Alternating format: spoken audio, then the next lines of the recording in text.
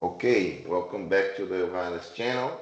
And today we have another talk by Ryan on continuous aperture arrays.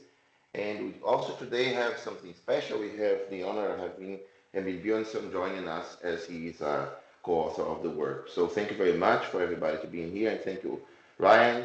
Please go ahead and enlighten us. So, yeah, thank you. So, hey everyone, I'm Ryan, and today we're going to talk about low complexity receiver designs for multi-carrier CAPA-based systems. And this is, of course, a co-author work done with uh, our university and also KTH and supported by Professor Emil Björnsson. And let's just jump straight into it. So this is going to be the system model that we consider. As you can see, we have CAPA. So this is a continuous aperture array at both the transmitter and receiver. And each of them has the transmit surface ST, and this is SR. And of course, this also have this aperture length defined as such. And we're going to consider a multi-carrier system in a double dispersive channel. So that means that we have moving scatterers in the environment, and each of these scatterers will produce a delay and a Doppler shift corresponding to the range and velocity in the double dispersive channel from the transmitter and receiver. So this is going to be the system model, and what we want to do now is to build the receiver at the receiver, so as to say at the receiving kappa, such that we can extract the data that's being transmitted through the double dispersive channel. And we are going to do this in a very simple manner, as you will see here. Let me just go to the next slide. So this is going to be the fundamental model that we use. So this is the DD channel that we have between an arbitrary point S on the transmit surface and the point R, an arbitrary point R on the receive surface. And as you can see, this looks very familiar to a typical structure of the double dispersive channels, where we have the the direct delta, which is a function of this delay, and exponential function, which is a function of the Doppler shift. And these two are the usual guys that we have in double dispersive channels. And the differences, as you can see, are interesting as well, because we now have a path loss based channel coefficient, which is given by this equation 2 here, which depends on the distances from the transmit and receive kappas to the scatterers, and also, of course, on the number of scatterers themselves. And this psi is going to be the scattering and polarization matrix, which is a function of the direction vectors from the transmit and receive kappas to the scatterers. And the main thing that distinguishes this features this model from previous discrete models is that now you have these exponential terms that purely depend on the direction vectors and also on the points themselves. So these two exponential terms are what matters when it comes to the continuous nature of these kappas. And of course, as it probably should intuitively also sound, the when we want to receive something, we have to integrate over all of these points. So all of these points S on the transmit surface and points R on the receive surface. So this is going to be the fundamental structure of the DD channel. Yeah, and then we can start talking about the signal models. So just one more thing, everything that we have, an extended version is available in this paper that's already on archive that we just submitted to the transactions on wireless communications. So if you're interested in how this model is derived from the fundamentals, from the, as to say, the Green's function and the polarization matrices, then you can just take a look at that, and all the details are there. So jumping straight into the signal model that we are going to use, since it's known that AFDM is the best so far, as to say, in doubly dispersive channels, when there's a high Doppler shifts in the surrounding for the surrounding scatterers, we are going to use AFDM. But of course, it's the relationship to transform this into OFDM and OTFS systems is trivial and is given also in equation 6. So back to equation 4 here, you see that our received signal now, our y, is composed of the total gains from the integral that we have. So this integral 5 is going to be the receive and transmit beamformers for the kappa, and of course the vectors that I was talking about before, integrated over both the transmit and receive surfaces. And the whole thing is going to have a canonical product with the waveform specific matrix. So for example, in AFDM, you have this GL, which is composed of the delays, Doppler shifts, and the cyclic prefix matrices usually, and of course the AFDM specific parts, which are the lambdas and the DFT matrices that sandwich it. So this is going to be our input-output relationship, and we're going to use this now to derive a Gaussian belief propagation-based receiver for CAPA systems, for multi-carrier CAPA systems. So this is now the general input-output relationship where we have the full matrix, the full channel matrix denoted to be H bar. And for the sake of, for convenience, we also define two sets of indices. That is to say, N bar is NM, and also M bar is NM, but this will have specific indices specified by this small n bar and small m bar. Then equation 7 can be written element-wise, as seen in equation 8 here. So it's just a simple mapping, and this can typically be done for most linear systems. And the associated mean squared error for these estimates. So now we want to estimate the C. So the mean squared errors for the C can also be expressed as seen in equation 9, where this EC is the constellation power that we use. For example, if it's normalized QPSK, then it's going to be 1. So exploiting this previous element-wise formulation, we can now derive the soft interference cancellation for this procedure. So this is what it is now. And as you can see in equation 10, we can extract the interference plus noise term. And the whole fundamental operation that we're going to do is to approximate this interference plus noise term as approximately Gaussian. So this is what scalar Gaussian approximation is. And the conditional PDFs of this interference plus noise terms can be given in equation 11 with the conditional variances as seen in equation 12. So these are the co-operations of this soft IC stage, as you can see here, and we can now go on to the belief generation stage, where now once again we use scalar Gaussian approximation and derive the extrinsic PDFs for these estimates, for these soft IC estimates. And as you can see, we can write it out as equation 13 with the extrinsic means and variances defined as in 14 and 15. So what's nice about these operations is that, as you can see, all of them are scalar operations. So there's no matrix inversions or no matrix operations in general. So this whole procedure has a very low complexity. And finally, for the denoising stage, we can use a base optimal QPSK denoiser, which is given by equation 16. And this QX here is going to be just the normalized amplitudes of the constellation itself. And we can also introduce a damping factor to improve the performance of our estimator. And therefore, we have now equation 17 to damp. And also, of course, the variances can be updated by equation 18.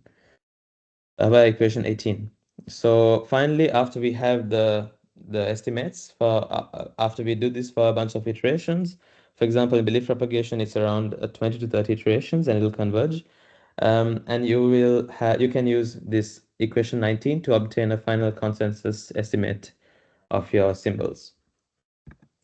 So these are some of the simulation parameters that we have. So we consider typical sub 6 gigahertz setup where your carrier frequency is 2.4 gigahertz, and of course your corresponding then lambda is 0.1249 meters with a bandwidth allocated to be 1 megahertz, and we test the system for a multi-carrier system with 64 subcarriers and also 144 subcarriers.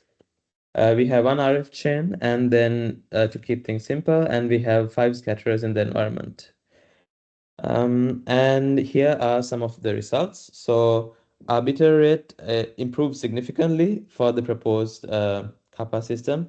As you can see, this is an interesting result because this is for a setup with path loss included, right? So usually you would expect a system to perform much worse, but if you use this proposed CAPA systems with the proposed receiver, with the GABP receiver, you can see a significant performance improvement. And of course, there's also a significant gap between the OFDM counterparts and the OTFS and AFDM waveforms, because it's known that OTFS and AFDM handle the Doppler shifts much better, and the subcarriers don't break down when there's high Doppler shifts in the surrounding.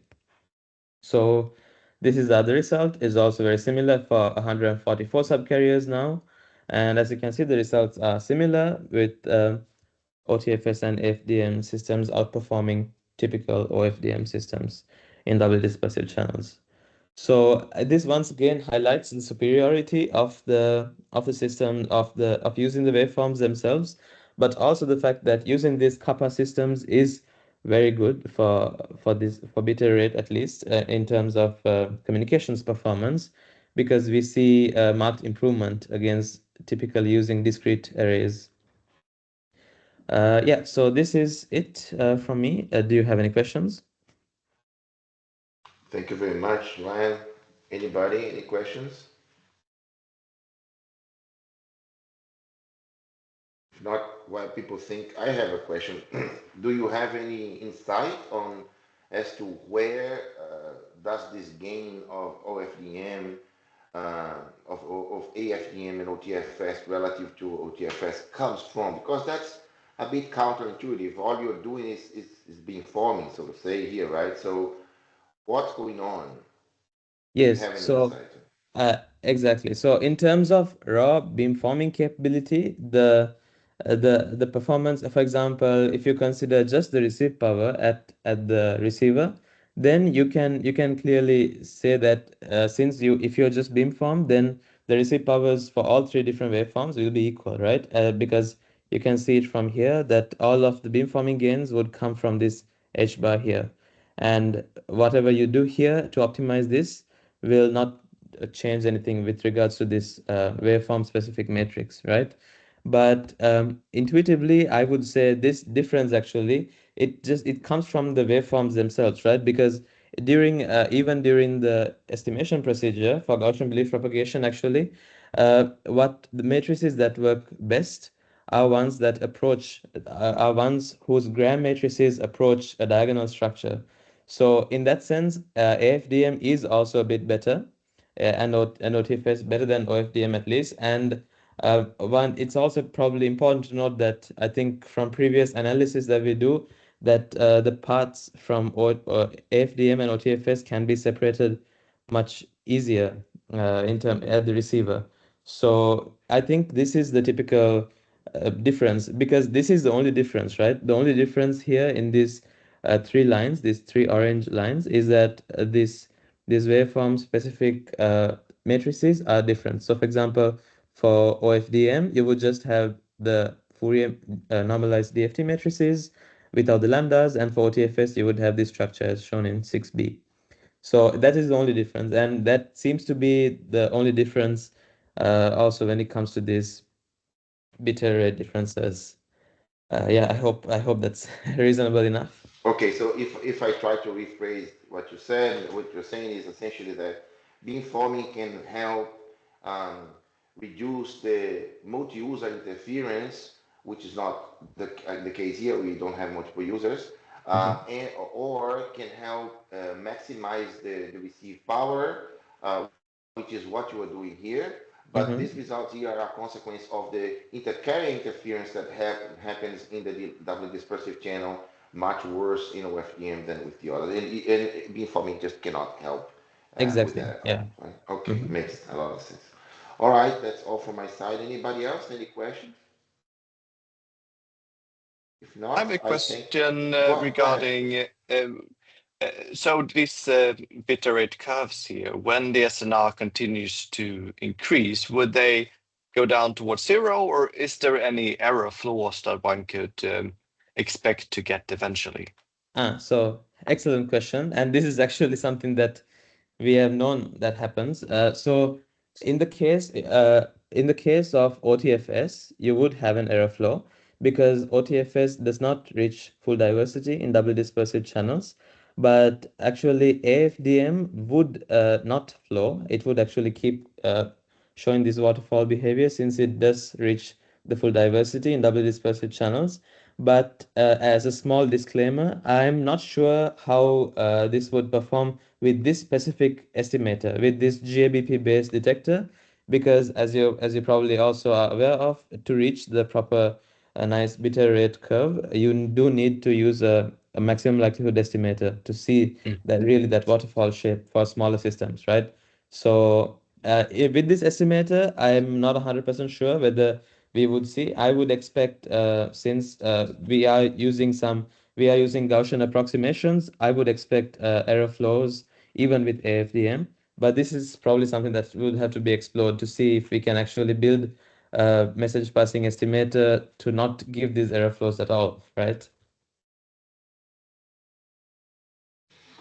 Right, you are right. I guess you're right.